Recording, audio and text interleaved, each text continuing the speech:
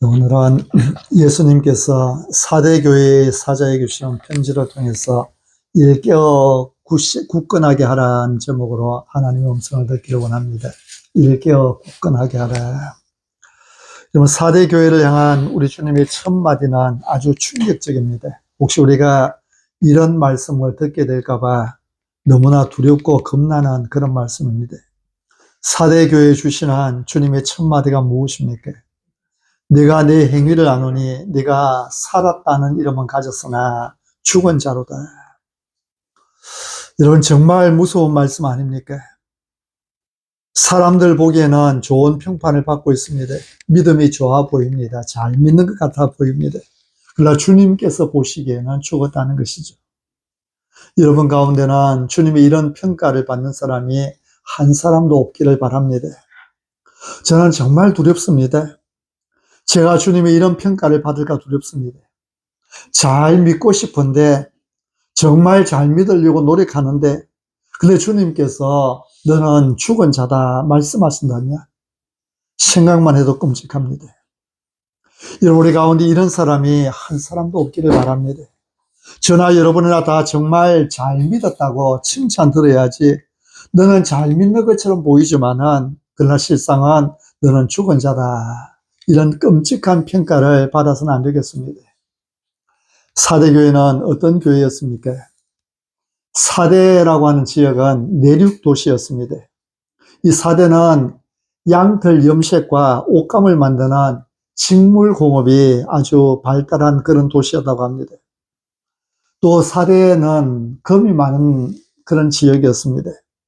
사대 가까이에 팍톨로즈 강이 있었는데요. 이 강에서는 사금이 많이 생산되었습니다. 이 사대 지역에서 순금을 재련하던 도가니가 300개 이상이 발굴이 되었는데요. 그런데 이 도가니 밑바닥에는 발굴될 그 당시에도 순금이 그대로 남아 있었다고 합니다. 얼마나 부유한 도시였는지를 알 수 있는 대목이지요. 또 사대 지역은 도시 전체가 하나의 큰 바위산 위에 세워졌습니다. 이곳에 접근할 수 있는 지점은 오직 한 군데 있었는데 그곳은 입구가 아주 좁았습니다. 그 좁은 입구에는 나머지는 아주 직각같이 세워진 그런 절벽이었다고 합니다. 그래서 외부의 침입이 있으면은 방어하기가 아주 쉬웠지요.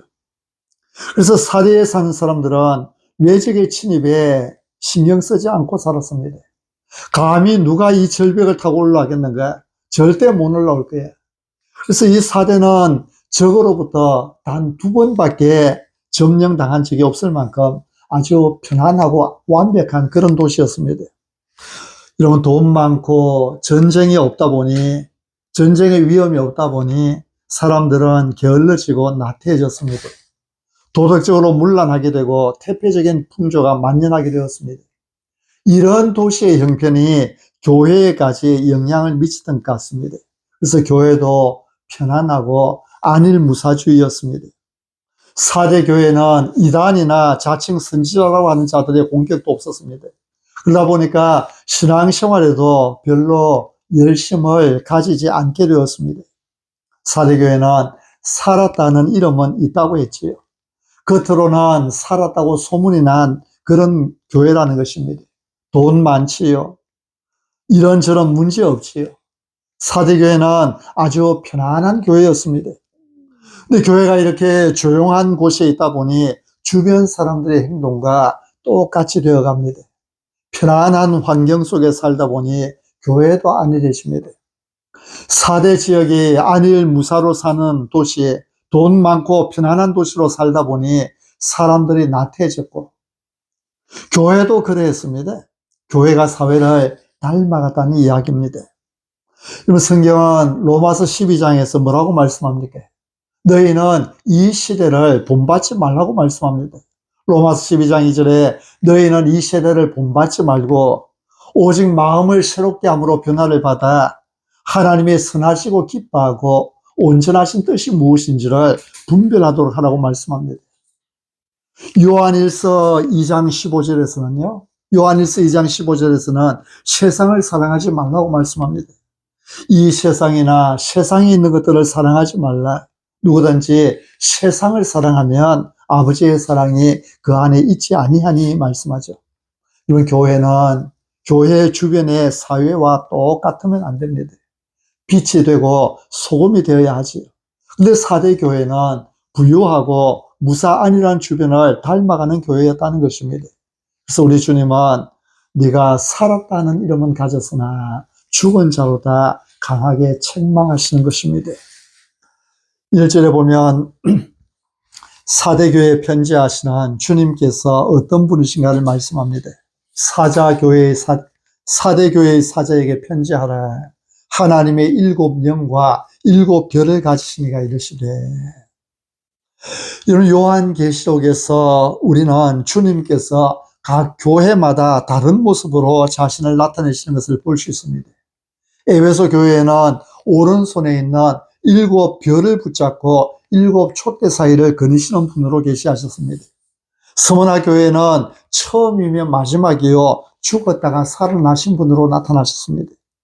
버가모 교회는 좌우에 날선 검을 가지신 분으로, 또 두아디라 교회는 그 눈이 불꽃 같고 그 발이 빛난 주석과 같은 하나님의 아들로 나타나셨습니다. 이제 4대 교회는 하나님의 7영과 7별을 가지신 분으로 나타내십니다. 우리 신앙생활에서 가장 중요한 일은 예수님을 만나는 일입니다. 진정으로 우리를 구원하실 수 있는 분은 오직 예수님 뿐이십니다. 우리는 구원을 받아야 됩니다. 우리는 누구나 예수님 없이는 죽을 수밖에 없고 망할 수밖에 없는 그런 존재입니다. 그래서 누구나 다 구원이 필요합니다. 사도 베드로는 다른 이로서는 구원을 받을 수 없나니 천하 사람 중에 구원을 받을 만한 다른 이름을 우리에게 주신 일이 없음이라고 했지요. 예수님 없이는 아무도 구원받지 못합니다. 이런 우리가 새로워질 수 있는 유일한 방법은 구원입니다. 우리가 과거의 악몽에서 벗어나는 유일한 길은 구원받는 것밖에 없습니다. 모든 고통과 저주에서 벗어나는 길은 오직 구원받는 것밖에 없습니다. 고린도후서 5장 17절에 그런즉 누구든지 그리스도 안에 있으면 새로운 피조물이래. 이전 것은 지나갔으니 보라 새 것이 되었도다. 누구든지 그리스도 안에 있으면 새로운 피조물이라 했습니다. 예수님 만나면 새 것이 된다는 것이죠. 사람은 누구나 새로운 시작이 필요합니다.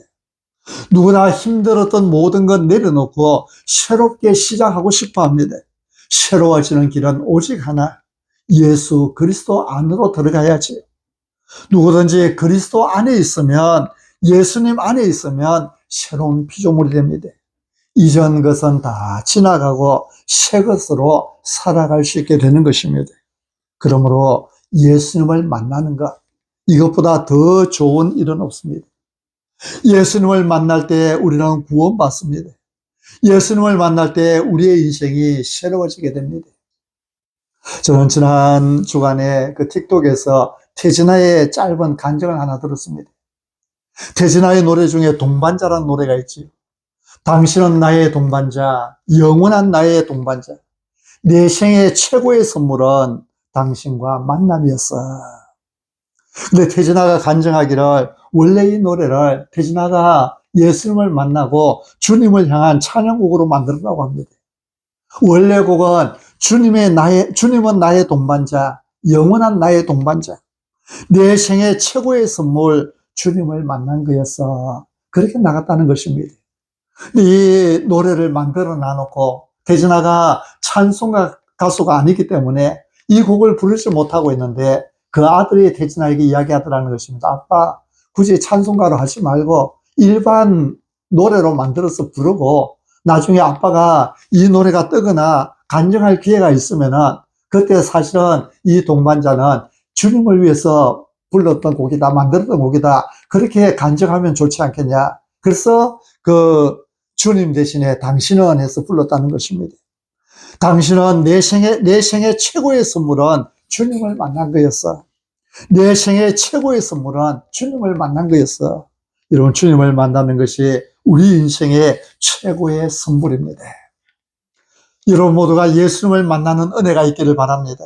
날마다 예수님 만나는 체험이 있고 풍성한 구원의 체험이 있는 그런 여러분이 되기를 바랍니다. 예수님은 만나 주시는 분이십니다. 우리에게 찾아와 주시는 분이십니다. 내 형편에 맞게, 내 처지에 맞게 찾아와서 우리를 위로하시고 격려해 주시고 또 힘을 주시는 분이십니다. 에베소 교회에는 에베소 교회에 맞게 찾아와 주십니다. 서머나 교회에는 서머나 교회에 맞게 찾아와 주십니다. 오늘 우리에게는 우리에게 맞게 찾아와 주십니다. 이 예수님을 만나는 우리 모두가 되시기를 바랍니다. 여러분, 4대 교회에 찾아오신 주님은 어떤 분이십니까? 우리 주님은 어떤 모습으로 4대 교회에 나타나 주셨습니까? 하나님의 7 영과 7 별을 가지시니가 이르시되, 4대 교회는 하나님의 7 영과 7 별을 가지신 분으로 찾아오셨지. 하나님의 7 영은 성령을 말씀합니다.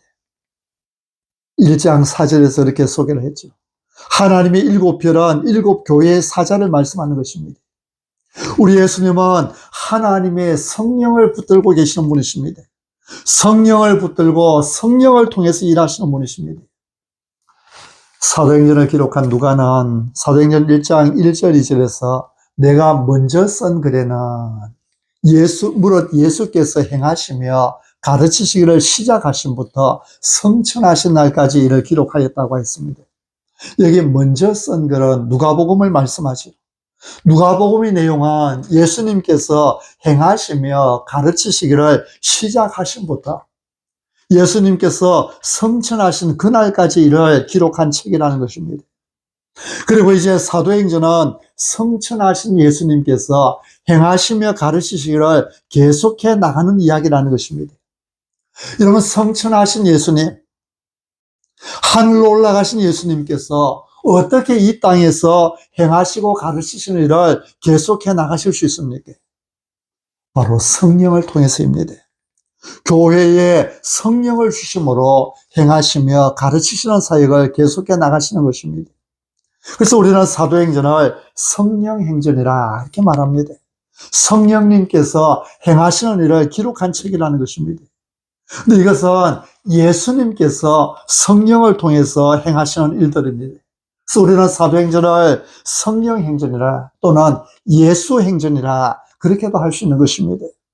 실제로 사도행전 2장에 오순절 성령 강림 사건이 기록되어 있지요. 그리고 3장에 가면 베드로와 요한이 나면서부터 걷지 못하는 한 사람을 고쳐주는 사건이 기록되어 있습니다. 베드로와 요한은 제9시 기도 시간에 성전으로 올라가고 있었습니다. 근데 그때 성전 미문에 나면서부터 걷지 못하는 한 사람이 앉아서 구걸하고 있었습니다. 베드로는 이 사람을 고쳐주었지요. 나면서부터 걷지 못한 사람, 지난 40년 동안을 한 번도 일어서 본 적이 없는 이 사람이 일어서서 걷기도 하고 뛰기도 하며 성전으로 들어갔습니다. 찬송하며 성전으로 들어갔습니다. 여러분, 베드로는 이 사람을 어떻게 고쳤습니까? 나면서부터 걷지 못하게 된 이 사람을 어떻게 고쳐주었습니까? 사도행전 3장 6절에 보면 이렇게 기록합니다. 베드로가 이르되 은과 금은 내게 없거니와 내게 있는 이것을 내게 주노니 나사렛 예수 그리스도의 이름으로 일어나 걸으라 하고 오른손을 잡아 일으키니 발과 발목에 곧 힘을 얻고, 예수님 이름으로 일어나 걸으라 하니 예수님 이름으로 고쳐주는 것입니다. 사도행전 9장에는 베드로가 루다라는 곳에서 에니아라고 하는 8년째 중풍병을 앓고 있는 한 사람을 만났을 때에 어떻게 하였습니까? 9장 34절에 베드로가 이르되 에니아야, 예수 그리스도께서 너를 낫게 하시니 일어나 네 자리를 정돈하라 한데 곧 일어나니, 예수 그리스도께서 너를 낫게 하시니, 예수님은 교회에 성령을 보내시고 성령을 통해서 일하시는 분이십니다. 예수님은 그 손에 하나님의 7 영, 하나님의 성령을 가지시고 계속해서 행하시며 가르치시기를 행하시는 분이시죠. 그리고 예수님은 그 손에 하나님의 성령을 가지셨을 뿐만 아니라 또한 하나님의 7 별을 가지신 분이십니다. 계시록 1장 20절에서 7 별은 7 교회의 사자라고 했습니다. 우리 주님은 성령을 통해서 일하시지만 또한 동시에 이 땅에 세우신 당신의 일꾼들을 통해서 일하신다는 것입니다. 그래서 그 손에 교회에 세우신 하나님의 종, 하나님의 사자를 붙들고 계십니다. 우리 주님은 교회를 사랑하십니다. 교회는 주님께서 십자가에 못 박혀 죽으심으로 그 피값으로 사신 것입니다. 교회는 예수님을 믿는 한 사람을 이야기하죠. 예수님을 믿는 모든 사람은 예수님의 피값으로 산 사람들입니다. 여러분, 한 사람 한 사람은 우리 주 예수 그리스도께서 십자가 위에서 흘리신 피로 값주고 사신 주님의 교회요, 주님의 백성이요, 주님의 사람들이라는 것입니다. 그래서 교회는 존귀한 공동체입니다. 주님께서 피로 값주고 사신 교회, 우리 주님께서는 교회를 사랑하지 않을 수 없습니다. 피로 값주고 사신 교회인데 어찌 사랑하지 않을 수 있겠습니까? 교회를 사랑하시는 주님은 교회에 주님의 사자를 세우시고 그 오른손으로 붙들고 계십니다. 주님의 사자를 통해서 성도들에게 복을 주는 것입니다. 이것이 하나님께서 세우신 영적인 원리입니다. 우리 주님은 4대 교회에 하나님의 7영과 7별을 가지신 분으로 찾아오셨습니다. 하나님의 성령과 하나님의 사자를 붙들고 계신 분으로 찾아오신 것입니다. 여러분, 예수님께서 왜 4대 교회에 이런 주님으로 나타나셨을까요? 지금 4대 교회에 필요한 것이 이 둘이라는 것입니다. 4대 교회는 무엇보다 성령 충만을 받는 것이 필요했습니다. 또 4대 교회는 하나님의 사자들의 가르침을 받는 것이 필요했습니다. 4대 교회는 어떤 교회였습니까? 영적으로 죽어있던 교회였지요. 우리 1절을 한 번 더 같이 읽으시겠습니다. 1절 같이 시작. 4대 교회의 사자에게 편지하라. 하나님의 7영과 7별을 가지시니가 이르시되 내가 내 행위를 아노니 내가 살았다는 이름은 가졌으나 죽은 자로다. 아멘. 여러분, 4대 교회는 살았다는 이름은 가졌으나 실상은 죽은 교회였습니다. NIV 영어 성경에서 여기 이름을 reputation이라 그렇게 번역했습니다. reputation, 평판이라는 이야기죠. 살았다는 평판은 가졌지만 그러나 사실은 죽었다는 것입니다. 여러분, 4대 교회는 살았다고 하는 평판을 얻은 교회였습니다. 살았다는 소문이 난 교회였습니다. 4대 교회는 은혜 충만한 교회로 소문이 났다는 말입니다. 아마 교회 안에 이런저런 모임이 많았던 것 같습니다. 교인도 많았던 것 같습니다. 찬양대 아마 멋진 찬양을 불렀을 것입니다. 누구나 부러워할 만한 그런 교회였습니다. 소문이 굉장한 교회였습니다. 근데 사실은 이 교회가 죽은 교회라는 것이죠. 밖에서 보기에는 어떻든 간에 들어가서 보니 아무것도 아니었습니다. 속이 텅 비었습니다. 역사는 굉장한 교회였지만은 그 안에 뜨거운 마음이 없는 교회였습니다. 많은 직원들이 있었지만은 생명이 없었습니다. 2절에 보면 내 하나님 앞에 너의 행위에 온전한 것을 찾지 못하였노니 라고 말씀합니다. 4대 교회는 살았다는 이름을 가진 교회였습니다. 누가 봐도 살아있는 교회였습니다. 좋은 소문이 난 교회였습니다. 여러분, 소문이 어떻게 나느냐 하는 것은 중요한 일입니다. 근데 그것보다 더 중요한 것은 하나님께서도 인정해 주시느냐 하는 것이죠. 하나님은 4대 교회에 온전한 것이 아무것도 없다고 하셨습니다. 늘 새로운 아이디어가 있습니다. 새로운 일들을 시작합니다. 그래서 뭔가 프로그램은 많습니다. 여기저기 성경 공부 팀들이 많이 있습니다. 막 살아 움직이는 것 같습니다. 근데 하나님께서 보실 때는 실제로 하는 일이 없다는 이야기지요. 주님은 4대 교회에서 그 행위에 온전한 것을 찾지 못하겠다고 말씀합니다. 주님께서 사랑하시는 성도 여러분, 여러분은 하나님 앞에서 어떤 평가를 받으실 것 같습니까? 서문화 교회는 사람들이 볼 때는 환난을 당하는 교회였습니다. 궁핍 가운데 있는 지지리도 못 사는 그런 가난한 교회였습니다. 그러나 하나님은 그러한 서문화 교회를 향해서 실상은 내가 부요하다고 평가해 주셨습니다. 반대로 사대교회는 아름다운 소문이 난 교회였습니다. 살았다는 이름을 가진 교회였습니다. 그러나 하나님은 사대교회를 향하여서 네가 살았다는 이름은 가졌으나 죽은 자로다. 살았다는 이름은 가졌지만 그러나 죽은 교회라고 말씀합니다. 여러분은 하나님 앞에서 어떻게 평가받을 것 같습니까? 어려움을 당하기도 하고 여러 가지 힘들게 살고 있지만 그러나 네가 실상은 부유한 자라고 하는 평가를 받을 것 같습니까? 아니면 겉은 신앙생활 잘하는 것 같으나 사실은 죽은 자라는 평을 받을 것 같습니까? 이런 사람들을 만족시키기는 어렵지 않습니다. 사람들은 웬만한 결과에도 만족합니다. 눈에 보이는 앞에서만 성실한 채도 사람들은 그 사람이 성실하다고 판단해 버립니다. 그러나 하나님은 그렇지 않지요. 하나님은 중심을 보시는 분이십니다. 하나님은 그 속에 실제적인 열매가 없으면 만족이 없으십니다. 겉으로 대단한 열매를 가졌다 할지라도 그 중심에 하나님을 향한 사랑이 없으면 별것 아니라고 말씀합니다. 그러나 겉으로는 실수하고 여기저기 깨지고 부러진다 할지라도 그 중심에 하나님을 향한 열정으로 가득 차 있으면 하나님은 네가 부유한 자라고 말씀하시고 평가해 주시는 분이시죠. 그분은 우리가 거룩한 백성, 믿음의 백성이 되기를 원하고 계십니다. 그러므로 우리는 스스로 만족해서는 안 됩니다. 소문이 잘난 것에 대해서 그다지 신경 쓸 것이 못 됩니다. 소문은 우리의 행위에 따라서 오래 갈 수도 있고 금방 없어질 수도 있습니다.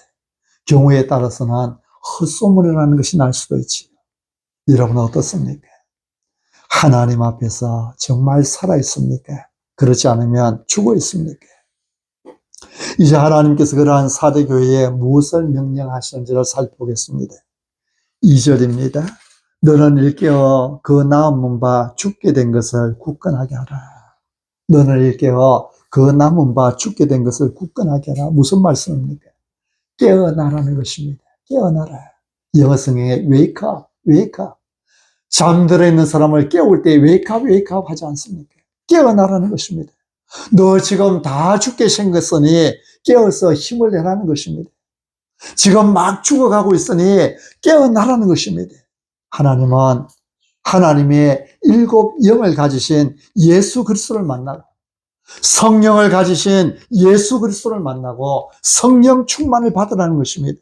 하나님의 7 별을 가지신 예수님을 만나고 주의 사자를 통해 생명의 말씀, 능력의 말씀을 공급받으라는 것입니다. 그 남은 바 죽게 된 것을 굳건하게 하라. 다 죽어간다는 이야기지. 다 죽기 전에, 완전히 죽기 전에 아직 남은 바 생명이 있을 때에, 마지막 불씨가 남아있을 그때에 깨어나라는 것입니다. 깨어나서 정신을 차리고 믿음을 굳건하게 하라는 것입니다. 여러분, 여러분의 신앙생활에서 남은 바 죽게 된 것이 무엇입니까? 여러분의 신앙생활에서 지금 다 죽어가고 있는 것이 무엇입니까? 혹시 기도하는 것이 죽어가고 있지는 않습니까? 말씀 생활이 죽어가고 있지는 않습니까? 사람들을 사랑하는 마음이 죽어가고 있지는 않습니까? 사랑으로 감싸주고 용서해주는 마음들이 죽어가고 있지는 않습니까? 개인적으로 주님께 헌신하는 것들이 다 죽어가고 있지는 않습니까? 여러분, 개인의 신앙생활 속에 무엇이 죽어가고 있습니까? 때로는 피곤하다는 핑계로, 때로는 힘들다는 핑계로, 때로는 어렵다는 핑계로 죽어가고 있는 그런 부분들이 나에게 있지도 않습니까? 비상사태에는 비상조치가 필요합니다. 일깨어 굳건하게 하라. 그것이 바로 주님께서 하시는 말씀입니다. 우리 주님은 일어나라고 말씀하십니다. 깨어나라고 말씀하십니다. 이런 주님의 말씀 붙들고 다시 일어나시기 바랍니다. 3절에서는 뭐라고 말씀하십니까? 그러므로 네가 어떻게 받았으며 어떻게 들었는지 생각하고 지켜 회개하라. 우리가 어떻게 듣고 어떻게 배웠는지를 생각해 내라는 것입니다. 우리가 무엇을 듣고 무엇을 배웠는지를 생각해 내라는 것입니다. 우리에게는 복음을 처음으로 받은 때가 있습니다. 주님의 사랑을 내 마음에 받은 날이 있습니다. 복음을 듣고 주님을 기쁨으로 영접했습니다. 그리고 주님 앞에 나가서 십자가 앞에 무릎을 꿇은 날이 있습니다. 어떤 사람은 이러한 체험을 하고 교회에 나오게 되었을 것입니다. 또 어떤 사람은 교회 생활을 하는 중에 복음을 깨닫게 되고 이런 체험을 하게 되었을 것입니다. 우리는 바로 그 날을 기억할 필요가 있습니다. 주님의 말씀이 바로 그런 뜻입니다. 그때로 돌아가라. 네가 복음을 받고 듣지 아니하였느냐? 돌이켜보라. 그래서 내가 신앙을 시작한 그 자리로 돌아가는 것이지. 네가 예수 그리스도를 통하여서 우리에게 보여주시는 하나님의 그 사랑을 깨달은 날이 있지 않느냐? 그때로 다시 돌아가는 것입니다. 여러분, 우리의 신앙이 잘못되어 가기 시작할 때에, 그리고 그것을 깨달았다면 바로 처음의 자리로 돌아가야 합니다. 주님은 여기서 생각만 하라고 하지 않으십니다. 어떻게 받고 어떻게 들었는지를 생각하고 지켜 회개하라는 것입니다. 처음 받은 그 은혜를 기억하고 다시 믿음을 회복하라는 것이죠. 계속해서 주시는 말씀을 보십시오. 만일 일 깨지 아니하면, 만일 깨어서 일어나지 아니하면 내가 도둑같이 이르리니 어느 때에 네게 이르는지 네가 알지 못하리라. 일 깨지 아니하면, 정신을 차리고 회개하지 아니하면 주님께서 도둑같이 임하실 것이라고 말씀합니다. 주님께서 임하신다는 말씀은 주님 오셔서 심판하신다는 것이지요. 사절은 사대교회에 살아있는 자들이 몇 명 있었다고 말씀합니다. 우리 사절을 또 같이 한번 읽으시겠습니다. 같이 시작. 그러나 사대에 그 옷을 더럽히지 아니한 자 몇 명이 내게 있어 흰 옷을 입고 나와 함께 다니리니 그들은 합당한 자인 영구라. 아멘. 여러분, 사대 교회는 죽은 교회였지만요, 그러나 그 안에 살아있는 성도, 깨어있는 성도가 아주 없는 것은 아니었습니다. 그 옷을 더럽히지 아니한 자, 믿음의 절개를 지키며 살아가는 사람 몇 명이 그래도 사대 교회 안에 있었다는 것입니다. 사랑하는 성도 여러분, 우리 더 풍성한 교회가 이 시대에 살아가는 주님, 이 시대에 살아있는 주님의 교회가 되기를 저는 간절히 소망합니다.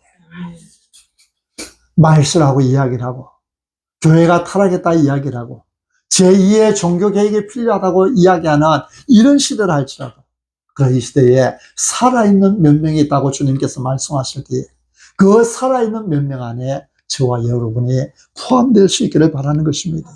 우리 각자가 이 마지막 시대에 하나님 앞에 살아있는 믿음의 성도들이 되시기를 소망합니다.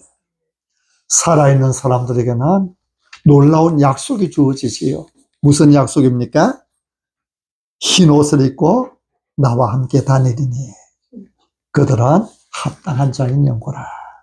흰 옷을 입고 나와 함께 다니리니 그들은 합당한 자인 영고야. 그들은 합당한 자인 영고라. 무슨 말입니까? 그들은 마땅히 그럴 만한 자격이 있는 사람이다. 흰 옷을 입고 주님과 함께 다닐 만한 자격이 있는 사람이다. 그럼 사대 교회에 그 옷을 더럽히지 아니하고 믿음의 절개를 지켰던 그 몇 명들, 그들은 살아있는 그 사람들은 주님과 함께 다닐 것이라고 말씀합니다. 흰 옷을 입고 주님과 동행할 것이라고 말씀합니다. 그리고 5절에서는 이기는 자에게 세 가지를 약속합니다. 이기는 자는 이와 같이 흰 옷을 입을 것이요, 내가 그 이름을 생명책에서 결코 지우지 아니하고 그 이름을 내 아버지 앞과 그의 천사들 앞에서 시인하리라. 이기는 자는 사대교회에 살아있는 몇 명들, 그들은 흰 옷을 입고 주님과 동행할 터인데 그들뿐만 아니라 이 신앙의 위기 가운데서 끝까지 믿음을 지키고 이기는 사람들, 그들은 첫째 흰 옷을 입고 주님과 동행하게 될 것이다. 두 번째는 하나님과 천사들 앞에서 시인함을 얻게 될 것이다. 그리고 세 번째는 생명책에서 그 이름이 결코 지워지지 않게 될 것이다. 여러분, 이기는 자는 흰 옷을 입고 주님과 동행하게 될 것입니다. 하나님과 천사들 앞에서 그 이름이 영광스럽게 불려지게 될 것입니다. 장차 영원한 천국에 들어갈 때에 하나님과 천사들 앞에서 우리의 이름 천창수, 장경미, 오유경, 우리의 이름들이 영광스럽게 불려질 것입니다. 너희가 이 땅에서 믿음을 잘 지키며 살았다. 힘들고 어려운 가운데서도 믿음의 절개를 지키며 살았다. 사랑하는 성도 여러분, 일깨어 믿음에 굳건하게 서는 여러분이 되시기를 바랍니다. 우리는 언젠가 하나님 앞에 서게 될 것입니다. 세상에서 아무리 좋은 신앙인으로 인정받으며 살아도 해도 하나님께서 인정해 주지 않으면 모든 것이 헛될 뿐입니다. 하나님은 오늘 우리에게 일깨어 굳건하게 하라고 말씀하십니다. 하나님 앞에서 여러분의 믿음을 겸손하게 점검해보고 일깨어 굳건하게 서는 여러분이 되시기 바랍니다. 그리하여 내가 달려갈 길 다 마치고 아름답게 살았노라고 고백하며 우리의 인생을 마감할 수 있는 그런 우리 모두가 될 수 있기를 바랍니다. 아멘.